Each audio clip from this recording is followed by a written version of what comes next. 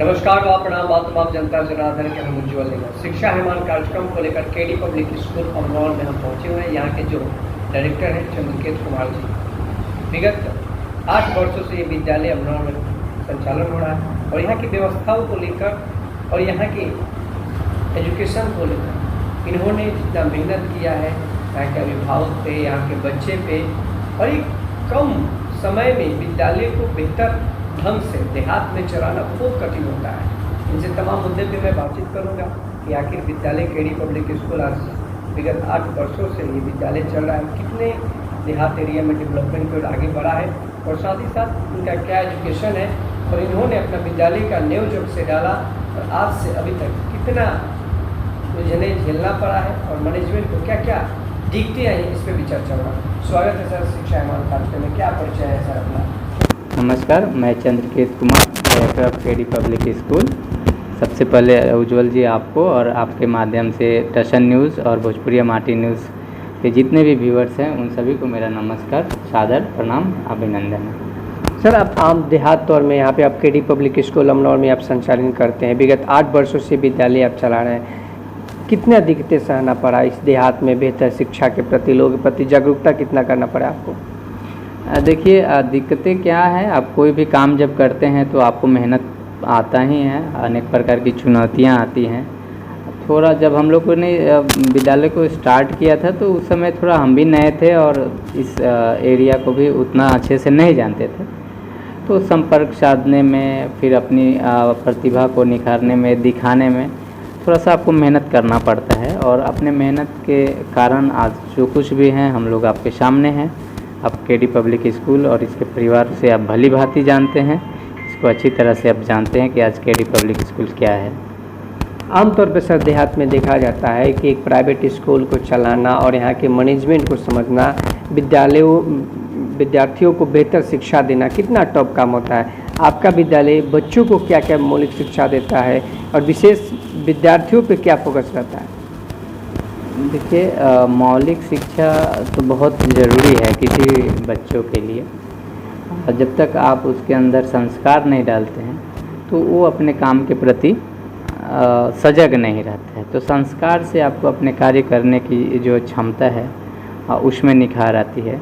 तो किसी बच्चे को जब आप किताबी ज्ञान देते हैं उसके साथ साथ मौलिक ज्ञान, संस्कार का ज्ञान होना अति आवश्यक है। इस पर काफ़ी ज़्यादा बल दिया जाता है। तो कहीं ना कहीं कि यहाँ की जो व्यवस्था आप दे रहे हैं अपने विद्यालय के प्रति, बेहतर शिक्षा, यहाँ के जो बच्चों का एजुकेशन की जो हब कहा जाए, आगे चल के यहाँ के बच्चे अच्छे करेंगे भविष्य में?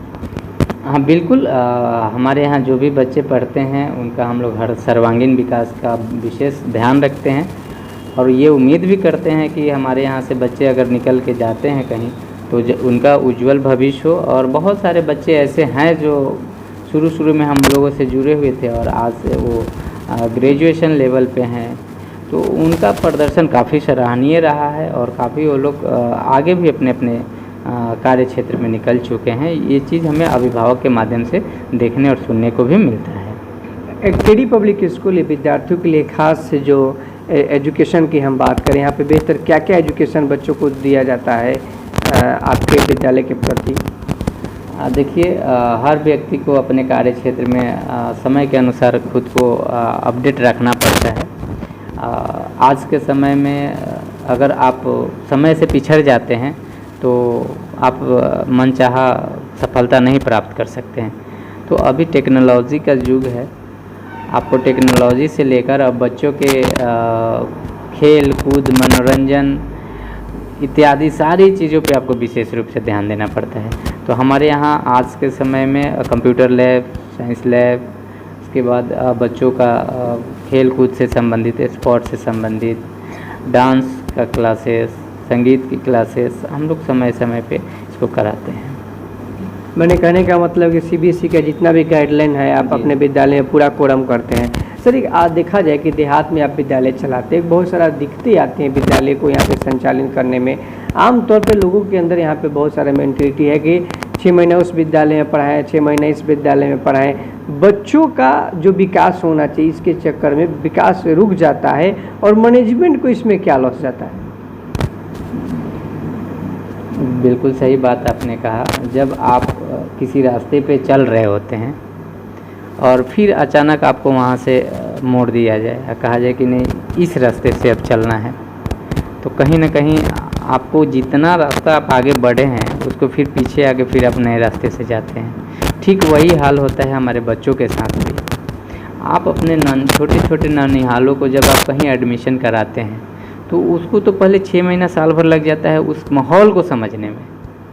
और जब तक वो माहौल को समझ रहा होता है और समझने की कोशिश कर रहा होता है या समझ चुका होता है, तब तक किसी कारणवश आप उसका रूट चेंज कर देते हैं, एक जगह से क्या करते हैं दूसरे जगह शिफ्ट कर देते हैं। तो फिर उस बच्चे के लिए वह जगह जो है पूरी तरह से नया रहता है। उसको समझने में उसको फिर वही चीज़ें दोहरानी पड़ती है जो कि उस छोटे से बच्चे के लिए लाभदायक नहीं है। तो जब आप फर्स्ट टाइम कभी किसी बच्चे का नामांकन कराते हैं तो उसी समय आपको सोच समझ के एडमिशन करना है कि हमें कुछ लंबे समय के लिए इस बच्चे को इस विद्यालय में रखना है, तब जाके उस बच्चे में ग्रोथ और देखने को मिलेगा आपको। इसमें सर मैनेजमेंट को सबसे ज़्यादा लॉस क्या होता है? मैनेजमेंट को लॉस क्या होता है, अगर आप मान लीजिए कि कोई पेरेंट्स अगर ड्यूज़ करके फिर छोड़ते हैं तो वहाँ मैनेजमेंट को लॉस है। तो पैसे की लॉस कोई लॉस नहीं है, ये तो मैनेजमेंट को है जो समझना है। वो मैनेजमेंट के ऊपर जो बीतता है वो मैनेजमेंट समझेगा। सबसे बड़ी बात है कि मैंने दिक्कतें बच्चों को आती है और ये चीज़ पेरेंट्स नहीं समझते हैं। उन्हें लगता है कि बस अरे पढ़ाना ही तो है, यहाँ से नहीं पढ़ा के आप इस विद्यालय से नहीं पढ़ा के उस विद्यालय में पढ़ाएंगे, और एक तरफ उनका पैसा भी बचत दिखता है कि यहाँ छोड़ेंगे तो इसको देना नहीं, जो कि ये गलत मेंटलिटी है। आप पैसा भले सेव कर सकते हैं गलत तरीके से, लेकिन उसका जो उल्टा प्रभाव आपके बच्चे के ऊपर पड़ रहा है इसके बारे में पेरेंट्स नहीं सोचते हैं। तो ये जो है बच्चों के लिए नुकसानदेह है। समय से हर समय साल भर 2 साल 3 साल के अंदर में शिफ्ट करना है एक विद्यालय से दूसरे विद्यालय में, ये देहात क्षेत्र में काफ़ी देखने को मिलता है, जिसका बुरा प्रभाव पड़ता है हमारे बच्चों पे। तो सर का भी कहना है, इनका भी मानना है कि जो बच्चे एक जो भविष्य हम लोग संवारने में साल 2 साल लगाते हैं, उसको जैसे ही संवारते हैं वो कली खिलने से पहले ही लोग फूल तोड़ लेते हैं। तो वैसे ही बच्चा होता है कि बच्चा को जिस डिवोट में आप लेकर जाइएगा, जिस अवस्था में लेकर जाइएगा, तो आप सभी अभिभावकों से एक मेरा निवेदन है कि आप किसी भी विद्यालय को चुनने से पहले वहाँ के मैनेजमेंट को, वहाँ की व्यवस्था को चुनिए। काहे कि आपका बच्चा जो वहाँ पे पढ़े एक बेहतर वहाँ से रिजल्ट लेकर आए, एक बेहतर सोच लेकर आए, अच्छा एजुकेशन लेकर आए। और नहीं तो कल वो 6 महीना उस विद्यालय में 6 महीना उस विद्यालय में, आपका तो कुछ नहीं जाने वाला है, बच्चा का भविष्य अंधकार होने वाला है। और फिर आप जब बड़े लेवल पे बच्चा जब पहुंच जाता है तब आप कहते हैं कि सर मेरा बच्चा अच्छा नहीं कर पा रहा है, मेरा बच्चा अच्छा रिजल्ट नहीं ले पा रहा है। आपने तो बचपन में उनका जो शिक्षा था उस शिक्षा के साथ आपने खिलवाड़ किया है। तो तमाम अभिभावकों को से मैं निवेदन करूंगा कि आप अपने बच्चों का जिस विद्यालय में नामांकन कराना हो, जिस एरिया में आपको विद्यालय का चयनित करना हो, एक अच्छे मैनेजमेंट को पहले चुनिए और वहाँ की व्यवस्था को चुनिए, तब अपने बच्चों का उसमें नामांकन दाखिला कराएं। सर एक और ख़ास बात आपसे जानने को चाहेंगे, आपका विद्यालय बेटी बचाओ बेटी पढ़ाओ को लेकर गरीब बच्चों के लिए क्या विशेष मिशन करता है, उन लोगों के लिए क्या पैकेज देता है आपका विद्यालय? देखिए निजी विद्यालय है और निजी विद्यालय का भी अपना कुछ जिम्मेवारियाँ होती हैं। सरकार के गाइडलाइंस के अनुसार हम लोगों को भी चलना पड़ता है। बिहार सरकार के गाइडलाइंस के अनुसार हमें 25% जो है बच्चों को निःशुल्क शिक्षा भी देनी पड़ती है। तो हम लोग इसका प्रचार प्रसार भी करते हैं। जो भी पेरेंट्स इसके दायरे में आते हैं हम लोग उनका नामांकन लेते हैं। अगर वैसे भी बच्चे हैं जिनका कोई आधार नहीं है तो वैसे भी बच्चों के लिए हमारे पास सुविधा है, हम उनका टोटली निःशुल्क शिक्षा देने का कार्य हमारा विद्यालय करता है।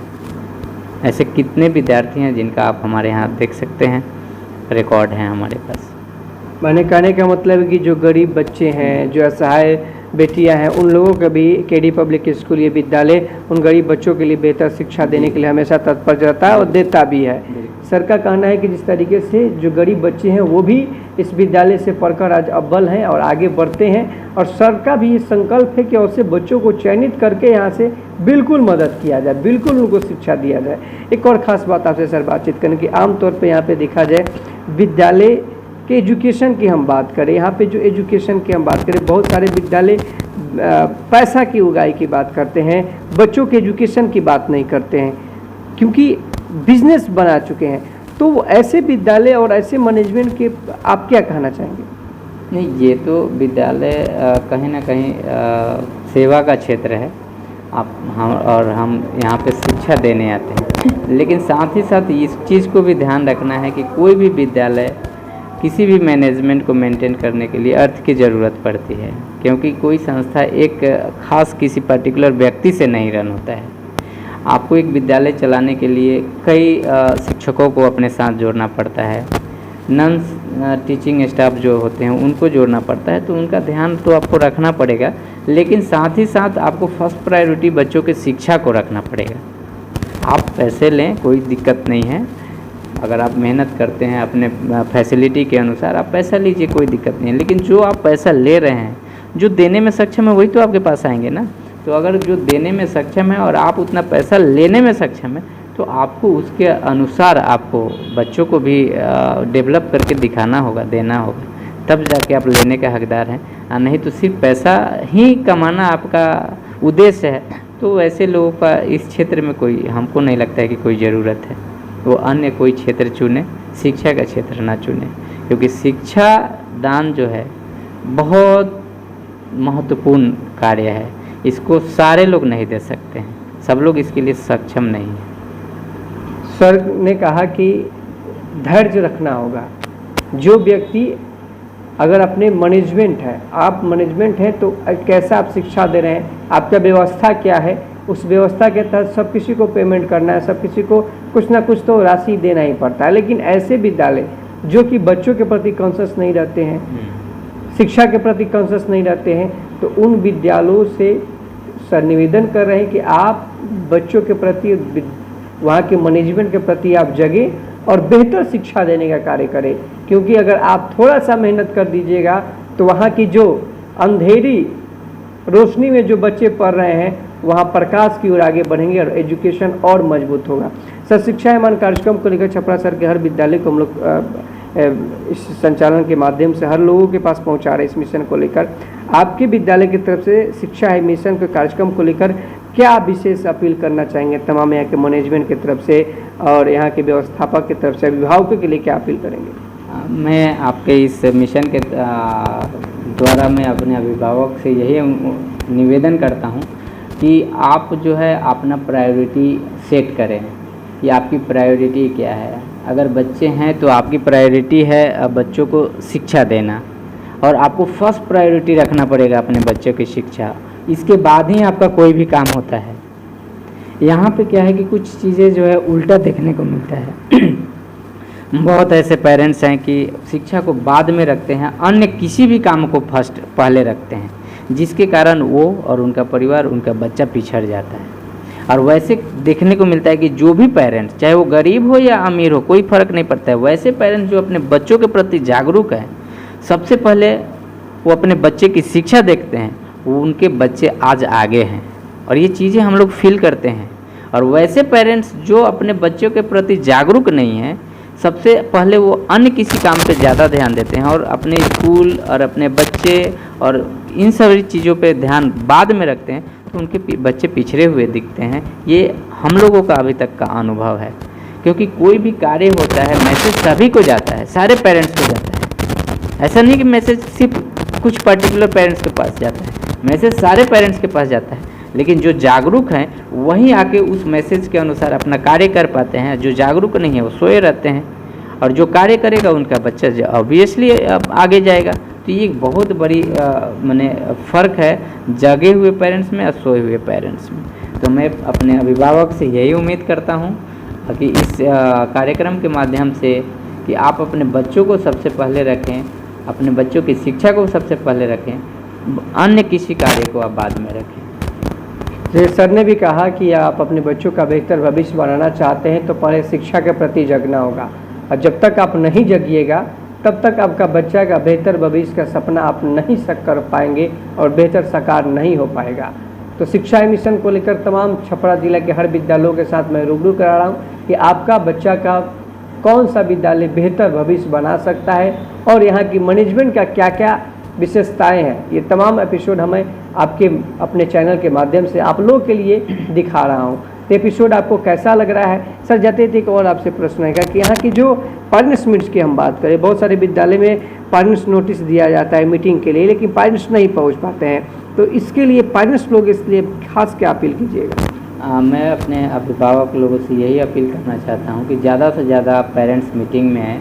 पेरेंट्स मीटिंग में आने से क्या होता है कि आपके बच्चों के कमियों को हम आपके पास पहुंचाते हैं, उनकी अच्छाइयों को आपके पास पहुंचाता है, जिसको आप सामने सामने फील करते हैं, देखते हैं, और उसके अनुसार हम आपको गाइडलाइन भी करते हैं कि आपको अपने बच्चे के साथ कैसा व्यवहार करना है, क्या कार्य करना है, जिससे हम और अभिभावक दोनों मिलकर अपने बच्चों का जो ग्रोथ होता है, जो डेवलपमेंट्स होता है, उसमें दोनों मिल के सहायक सिद्ध होते हैं। अगर आप पेरेंट्स मीट में नहीं आएंगे तो हमारी बातें आप तक नहीं पहुंच पाती है, जो कि आप नहीं समझ पाते हैं, आपको जानकारी नहीं मिल पाती है, और जानकारी के अभाव में आपका बच्चा पिछड़ सकता है। तो आप ज़्यादा से ज़्यादा पेरेंट्स मीट में आए, ज़्यादा से ज़्यादा स्कूल के टच में रहे, ये हम आपसे अपील करते हैं। सर ने भी कहा कि अपने बच्चों का भविष्य के लिए अगर आप चाहते हैं किसी प्रकार का विद्यालय परिवार अगर कोई भी ऑकेजन करा रहा है, कोई भी पेरेंट्स मीट्स कराया जा रहा है, तो आप अपने बच्चों के रिजल्ट के प्रति जगिए कि अच्छे बच्चा मेरा अव्वल क्यों नहीं है, कमज़ोर क्यों है। उसके लिए विद्यालय, हर विद्यालय परिवार कैपेबल है आपके लिए। जिस विद्यालय में आपका बच्चा पढ़ रहा है, केडी पब्लिक स्कूल विद्यालय जो अमनौर में है, अगर आपके अभी तक बच्चे आपका नामांकन नहीं हो पाया है तो इस मैनेजमेंट से भी जुड़कर आप बेहतर यहाँ पे शिक्षा दी जाती है। हर डिपार्टमेंट यहाँ पे टचअप में है। आप म्यूजिक के सेक्टर में बात करें, डांसिंग के सेक्टर में बात करें, आप पेंटिंग प्रतियोगिता की बात करें, आप लैब की बात करें, तमाम यहाँ पे जो बेहतर शिक्षा की जो देहात में कहें वो बेहतर शिक्षा केडी पब्लिक स्कूल में यहाँ पे मिल रहा है। आप अपने बच्चों का बेहतर नामांकन भी यहाँ पे करा सकते हैं। नामांकन कराना है तो आप इस मैनेजमेंट से मिलकर आप नामांकन भी करा सकते हैं, और साथ ही किसी प्रकार का कोई बड़ा सुझाव भी है तो यहाँ के डायरेक्टर से आप सुझाव भी दे सकते हैं, और कोई कमेंट भी विचार में हो तो हमारे कमेंट सेक्शन में आप कमेंट भी कर सकते हैं। एपिसोड आपको कैसा लग रहा है बिल्कुल आप सभी हमें बताएं, और इस मिशन को ज़्यादा से ज़्यादा आप सभी शेयर करें, क्योंकि यहाँ के अभिभावक और देहात के हमारे जितने भी अभिभावक और मैनेजमेंट हैं वो जगे और शिक्षा को बेहतर किया जाए कि आने वाले समय में आपके बच्चे आगे बढ़ें और उनकी भविष्य और भी अच्छा हो। एपिसोड आपको बेहतर लग रहा है बिल्कुल आप सभी कमेंट करके एक ट्वीट करें, और समाज को शिक्षा में मजबूत लाने के लिए केडी पब्लिक परिवार को भी आप सभी मजबूती से आगे बढ़ाएं, क्योंकि इन्होंने भी अपना समय आपके लिए दिया है और समाज को मजबूत करने के लिए आपके प्रखंड में ये विद्यालय चलता है। तो अब तमाम प्रखंड वासियों से भी निवेदन है कि केडी पब्लिक स्कूल के परिवार को मजबूत करने के लिए हर गतिविधियों में आप सभी आगे बढ़ें, ताकि इन्होंने भी अपना शिक्षा समाज में बेहतर करें और समाज के लिए अच्छा कार्य कर रहे हैं। एपिसोड आपके लिए है, और आप सभी से जाते जाते मैं ये निवेदन करूंगा कि आप सभी अपने बच्चों का भविष्य बेहतर विद्यालय को चुनिए, अच्छा कोचिंग संस्थान को चुनिए, कि ताकि वहाँ पे बेहतर एजुकेशन मिले और बच्चा आगे बढ़े। जय हिंद, जय भारत। निर्मल के साथ स्वस्थ रहें, सुरक्षित रहें।